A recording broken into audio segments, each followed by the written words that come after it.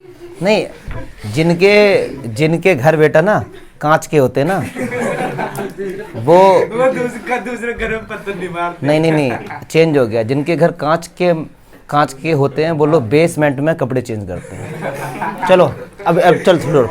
अब एक्सरसाइज 1.3, अरे छोड़ना, एक्सरसाइज 1.3 क्या इंट्रो पार्ट हम लोगों ने कर लिया था बढ़िया से। हाँ, ऐसे घूमा तुम फिर, ठीक है। तो प्रूव दैट रूट फाइव एक इरेशनल नंबर, ऐसा प्रूफ करना है। इंट्रो पार्ट में हम लोगों ने बाकायदा बढ़िया तरीके से एक एक चीज समझी थी, फिर इससे मैं थोड़ा सा बता ही देता हूँ। तो एक मेथड होता है कॉन्ट्राडिक्शन। कॉन्ट्राडिक्शन मीन्स होता है जो चीज प्रूफ करनी एकदम उसका उल्टा, ठीक है। तो भैया कॉन्ट्राडिक्शन की हिंदी होती है किसी का विरोध करना, अपोज करना, डिसएग्री होना किसी से, ठीक है सर। तो हम लेट कर लेंगे, यहाँ पे लेट कर लेंगे, let root 5 is a rational number. क्या है ये? एक रैशनल नंबर, ऐसा हमने लेट कर लिया।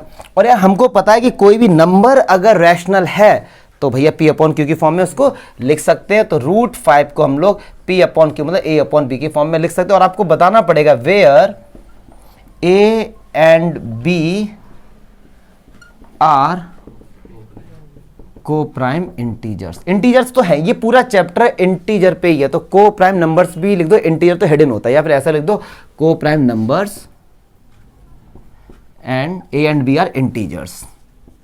ए एंड बी आर, क्या लिख रहा हूं मैं, इंटीजर, ठीक समझ जाना। अच्छा जी, अब रूट 5 है तो रूट कैसे हटेगा? स्क्वायर करेंगे, तो टेकिंग स्क्वायर बोथ साइड, तो स्क्वायरिंग बोथ साइड्स। चलो भैया, रूट 5 का स्क्वायर 5 और ये a square upon B square, पक्की बात है। तो क्या इसको मैं ऐसे लिख सकता हूं B square equals to A square upon 5? क्या मैं ऐसे लिख सकता हूं? देखो ध्यान से भैया, बी स्क्वायर इस तरफ हो गया, 5 इस तरफ आ गया। अब यहां से सुनो ध्यान से, a और b इंटीजर्स हैं, ऐसा हमने लेट किया है। इंटीजर्स का मीनिंग ये पॉइंट्स में नहीं होंगे, ये तो भैया पक्की बात है। और 5 का डिवाइड इसमें क्या है, रिमाइंडर कुछ नहीं है, तो पक्की बात है 0 ही होगा। तो इसका मतलब 5 का डिवाइड a स्क्वायर में पूरा पूरा गया। और कितनी बार गया? b स्क्वायर बार गया। और b एक इंटीजर है तो पक्की बात है ये तो पॉइंट में होगा नहीं, तो 5 का a स्क्वायर में पूरा पूरा डिवाइड गया है। तो क्या हम इसको ये लिख सकते हैं, a स्क्वायर डिवाइड्स बाई 5, पक्की बात है। और इंट्रो पार्ट में मैंने बताया था एक थ्योरम होती है फंडामेंटल थ्योरम ऑफ अर्थमेटिक, उसने ये बताया है, फंडामेंटल थ्योरम ऑफ अर्थमेटिक ने हमको ये बताया है कि अगर 5 है ना, अगर वो a स्क्वायर को डिवाइड कर रहा है तो फिर वो a को भी डिवाइड करेगा, ठीक है। तो आ रहा है, देखना जरा, ये a डिवाइड्स बाई 5, पक्की बात है। तो इसका मतलब क्या होगा, 5 का डिवाइड a में जा रहा है, means 5 is a multiple of a, yes और नो। तो यहां पे लिख दो 5 is a multiple of a, 5 is a multiple of a, मतलब a का एक फैक्टर आ गया 5, पक्की बात है।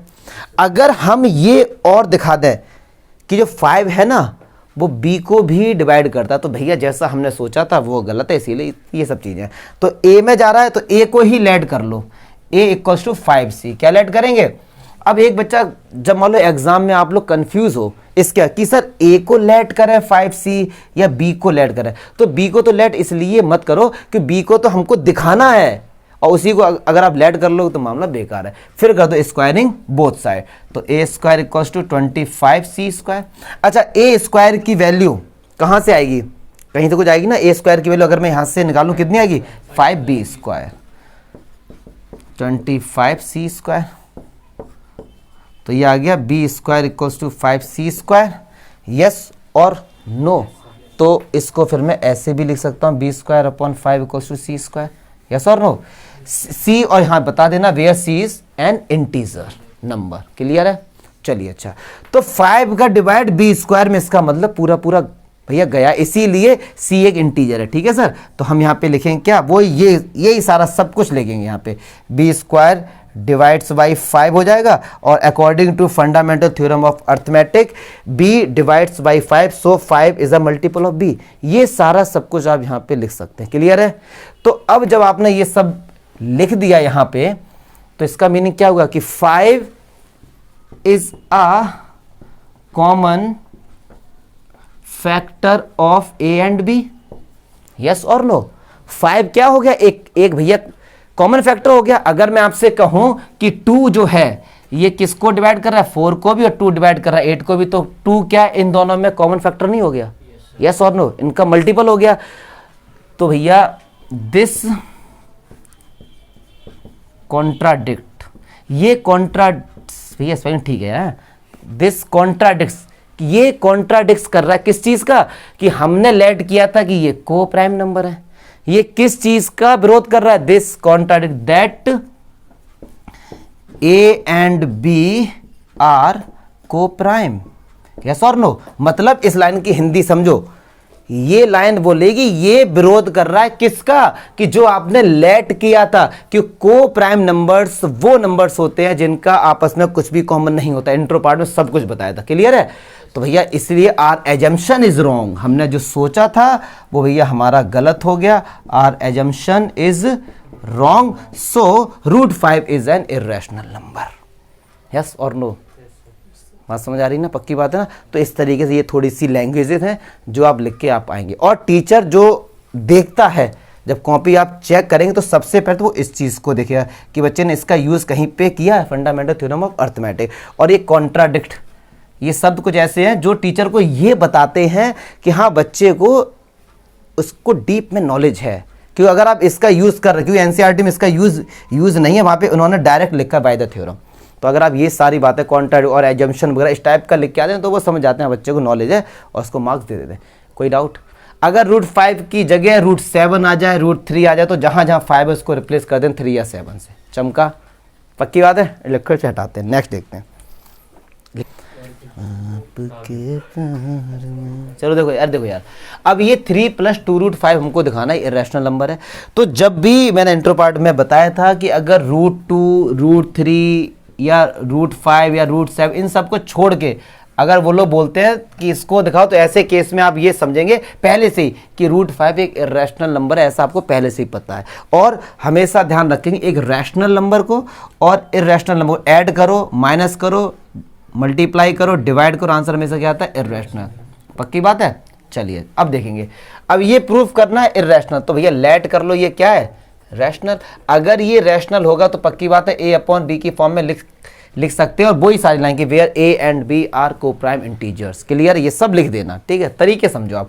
अच्छा, फिर यहाँ पे रूट वाले एक तरफ कर लो, तो ये क्या होगा? a/b -3। यस और नो? तो 2√5 एलसीएम कितना है? b, तो ये कितना हो गया? a - 3b। अब 2 का इधर क्या मल्टीप्लाई, इस तरफ क्या होगा? रूट वाला देखो मैंने एक तरफ कर दिया। अब एक बात सुनो यार, a, b और b ये इंटीजर्स है, इंटीजर्स का आपस में डिवाइड करो, माइनस करो, कुछ भी करो, जो आंसर आएगा हमेशा क्या होगा? रैशनल होगा। तो आप यहाँ पे लिखेंगे a - 3b/2b is rational. Yes और नो? सो अच्छा, ये नंबर रैशनल है तो इसके इक्वल में होगा वो भी तो रैशनल होगा। सो √5 also rational, is also rational, but this contradict ये किस चीज के लिए कॉन्ट्राडिक्ट कर रहा है भैया? ये चीज के लिए कर रहा है कि √5 तो एक इर्रेशनल नंबर है, हमने प्रूफ किया है। This contradict that √5 is irrational, ये इसी का तो विरोध कर रहा है ये। अच्छा, फिर बुक में दिया है दिस कॉन्ट्राडिक्ट, ये थोड़ी सी लाइन दिस बताऊंगा लेकिन मैं इसका meaning. This contradict has arisen because our assumption is wrong. ये ऐसा जो कॉन्ट्राडिक्ट है विरोधी क्यों आया, क्यों अराइज हुआ? क्योंकि हमारा जो एजम्पशन था वो गलत था, इसीलिए तो ऐसा हो रहा है। क्योंकि अगर √5 रैशनल है तो इर्रेशनल नहीं हो सकता, बट हमने प्रूफ कर दिया कि वो क्या इर्रेशनल है। सो अगली लाइन में लिख देना, सो भैया 3 + 2 √5 इज इर्रेशनल। पक्की बात है? अच्छा, ऐसे अब करेंगे 1/√2 का, तो बहुत सिंपल, a/b ले लो, इसको उल्टा कर दो तो ये √2 हो जाएगा, b/a हो जाएगा। यस और नो? b और a क्या है? इंटीजर्स हैं, और दो इंटीजर्स का अगर डिवाइड होगा तो हमेशा क्या आएगा? रैशनल। तो √2 भी क्या होगा? रैशनल, बट हमको पता है √2 क्या है? इर्रेशनल है। सो आर एजम्पशन है, ये सब लिख देना। क्लियर है? हाँ, हर जगह ये तो लिखना ही पड़ेगा आपको, ये तो लिखना ही पड़ेगा कि ए एंड बी आर को प्राइम का लॉजिक समझो ना यार। आपने कहा आंसर अगर 4/6 आ रहा है तो ये ऑप्टिमम सॉल्यूशन नहीं है मैथ्स में ऑप्टिमम सॉल्यूशन होगा 2/3 इसका। क्लियर है? तो अगर ये को प्राइम होंगे तभी तो ऑप्टिमम सॉल्यूशन होगा। अगर आपने और नंबर ली तो ये तो अभी भी सॉल्व हो जाएगा। ठीक है सर, तो 1.3 खत्म। इंट्रो पार्ट में काफी डीप में मैंने बता ही दिया था, तो ये बेसिक है।